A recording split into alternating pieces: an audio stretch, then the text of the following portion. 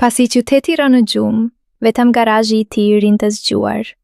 Drita një lam të vetë me pune, tunde mbi tavolinën e mbushur me pjesë makinerish, duke hedhur hije të gjata e të dridhura mbi muret e gurta. Era e vajit të motorit dhe e benzinës ishte bërë pjesë e ajrit që ai merrte frymë. Një parfum pune që nuk e ndjente më si erë, por si shtëpi. Ishte një natë si çdo tjetër për të, derisa dëgjoi një zhurmë të njohur. Një zhurmë që e bëri të ngrinte dorën mbi pistën e një motori, duke e lënë Chelsin në mes. Ishte një tingur i mbytur, i veçantë. Një përshpëritje që vinte nga jashtë, nga portieri i madh i hekurt. Ai e dinte se kush ishte, nuk ishte nevojë të shikonte, por ngriti kokën duke e lënë dritën t'i godiste fytyn, duke zbuluar një bushqeshje të vogël, të njohur vetëm për të.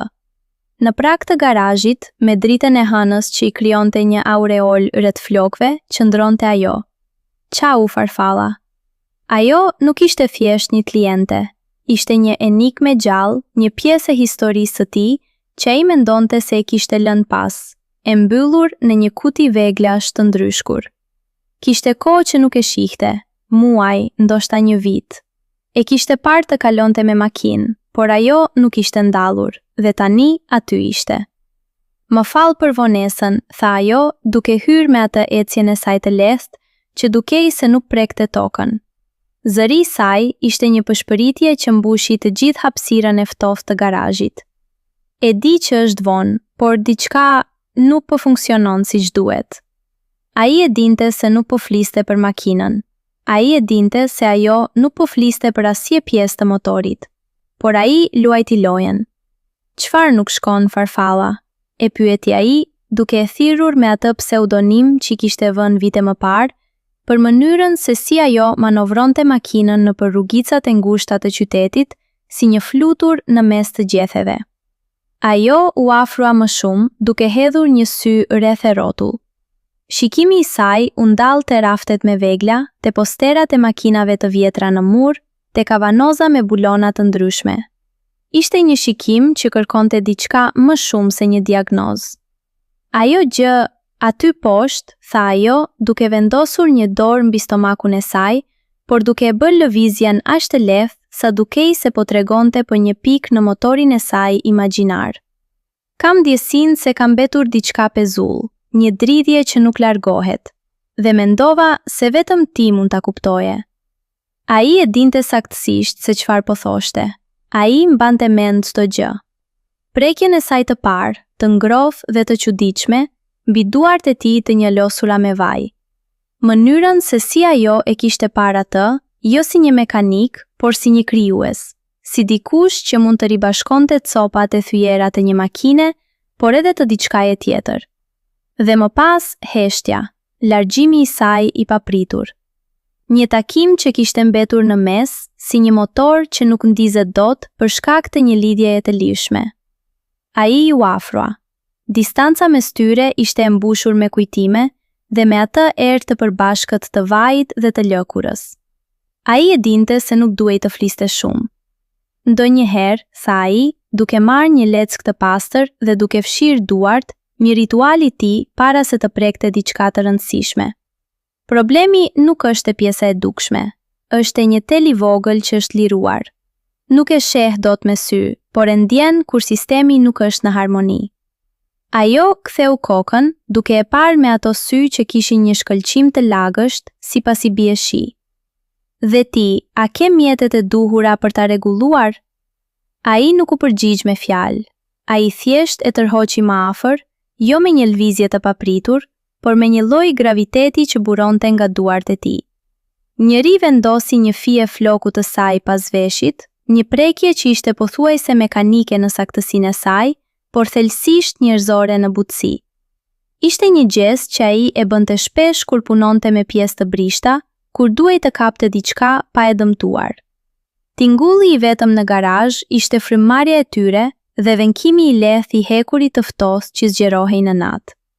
Drita e lambës tundej duke krijuar një lëvizje të çuditshme në muret, sikur edhe garazhi po merrte frymë. Ajo e lejoi veten të tërhiqej. Ai e lejoi veten ta mbante. Nuk ishte një përqafim i ngutshëm, ishte një rilidhje, një verifikim. Si të lidhësh dy skajet e një kabloje të prishur dhe të presësh atë çastin magjik kur rryma fillon të rrjedh përsëri. Ai e dinte se çfarë i duhej asaj, dhe ajo e dinte se çfarë ai mund të jepte.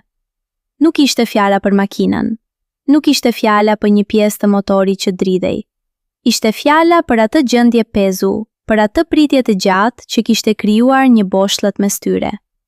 Ai e çoi nga tavolina e punës në një cep më të ngrohtë, ku kishte një kolftuk të vjetër ku ai pushonte ndonjëherë. Aty, në atë cep, larg dritës së fortë dhe zhurmës së veglave, ai nuk foli më për tela dhe kablo. Ai foli me duart e tij, duke I lvizur ato mbi shpinën e saj, mbi supet e saj, sikur të kërkonte pikën e saktë ku kthesa ishte gabuar. Ishte një bisedë e heshtur, një diagnozë që nuk kërkonte fjalë. Ai ndjeu tensionin që e kishte mbajtur për muaj të tërë, duke u shkrirë nën majat e gishtave të tij. Ajo ndjeu ngrohtësinë që kishte munguar në ato net të gjata të dimrit, të kaluara duke kërkuar diçka që nuk e gjente dot. Farfalla, pëshpëriti ai në fund. Zëri I tij duke qenë një dridhje e lehtë në ajrin e ftohtë. Karburatori ishte I bllokuar. Tani duhet vetëm pak kohë që sistemi të mbush përsëri linjat. Ajo nuk u përgjigj. Thjesht mbështeti kokën në gjoksin e tij, duke dëgjuar rajet e zemrës së tij që ishin si një motor I vjetër, I fuqishëm, që tani punonte në ritmin e duhur. Garazi ishte bërë një univers I tyre. Drita tundej ende, por tani ajo nuk hidhte më hije kërcënuese. Ajo hidhte hije të ngrohta, të njohura, si në një këngë të vjetër që kishin haruar se si të këndonin. Mëngjesi e gjeti atë duke rregulluar një prizë të vjetër ndezëse në motorin e një makine të tjera. Ajo ishte ulur në koltuk duke e parë të punonte. Nuk ishte shumë nevojë për fjalë. Gjithçka ishte thënë në ato orë të gjata natën. Kur ajo u ngrit për t'u larguar, Ju afrua dhe I vuri një dorë mbi faqe, një prekje që ishte edhe lamtumir edhe premtim. E rregullove, tha ajo thjesht. Ai tundi kokën. Jo, e lidhëm përsëri. Diferenca është se tani rryma ka ku të shkojë. Ajo bushqeshi, një bushqeshje që ndriçoi gjithë garazin më shumë se çdo lam pune, dhe u largua, duke e lënë atë vetëm me erën e saj që përzihej me erën e vajit. Ai e pa duke u larguar dhe e dinte që këtë herë ajo nuk po largohej, po kthehej në shtëpi. Dhe ai e dinte se tani pjesa më e mirë e makinës së tij nuk ishte motori. Ishte aftësia për të dëgjuar në heshtje dhe për të kuptuar atë që fjalët nuk e thon dot. Sikur të kërkonte pikën e saktë ku kthesa ishte gabuar. Ishte një bisedë e heshtur, një diagnozë që nuk kërkonte fjalë. Ai ndjeu tensionin që e kishte mbajtur për muaj të tërë, duke u shkrirë nën majat e gishtave të tij. Ajo ndjeu ngrohtësinë që kishte munguar në ato net të gjata të dimrit, të kaluara duke kërkuar diçka që nuk e gjente dot. Farfalla, pëshpëriti ai në fund. Zëri I tij duke qenë një dridhje e lehtë në ajrin e ftohtë. Karburatori ishte I bllokuar. Tani duhet vetëm pak kohë që sistemi të mbush përsëri linjat. Ajo nuk u përgjigj. Thjesht mbështeti kokën në gjoksin e tij, duke dëgjuar rajet e zemrës së tij që ishin si një motor I vjetër, I fuqishëm, që tani punonte në ritmin e duhur. Garazi ishte bërë një univers I tyre. Drita tundej ende, por tani ajo nuk hidhte më hije kërcënuese. Ajo hidhte hije të ngrohta, të njohura, si në një këngë të vjetër që kishin haruar se si të këndonin. Mëngjesi e gjeti atë duke rregulluar një prizë të vjetër ndezëse në motorin e një makine të tjera. Ajo ishte ulur në koltuk duke e parë të punonte. Nuk ishte shumë nevojë për fjalë. Gjithçka ishte thënë në ato orë të gjata natën. Kur ajo u ngrit për t'u larguar, Ju afrua dhe I vuri një dorë mbi faqe, një prekje që ishte edhe lamtumir edhe premtim. E rregullove, tha ajo thjesht. Ai tundi kokën. Jo, e lidhëm përsëri. Diferenca është se tani rryma ka ku të shkojë.